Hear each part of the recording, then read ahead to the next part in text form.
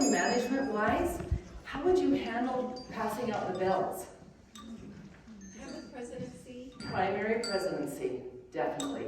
Let's talk a little bit about primary presidencies. When Captain Moroni was trying to fortify all of the different places in the land, did he go to every single city? No.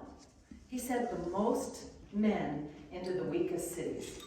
Where should the primary presidencies be sitting? I mean, if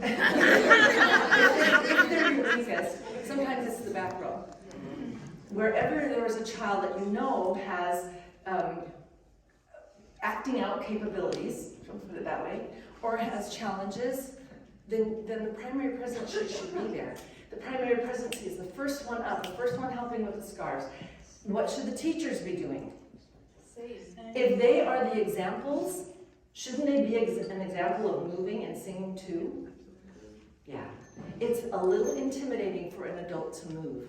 For some reason, we become very conscious of our bodies, but they need to be the leaders in getting the steady beat, in moving, in getting the scarves to go.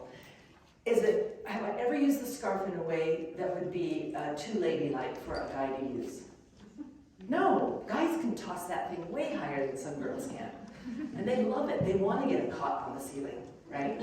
Yeah, that's their nature.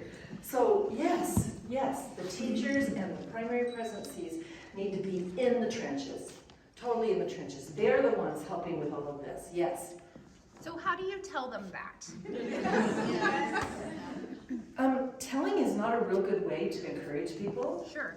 So I would say, brother so-and-so, I really need you to be an example for those boys of doing everything I'm doing, keeping the beat, figuring out the puzzles.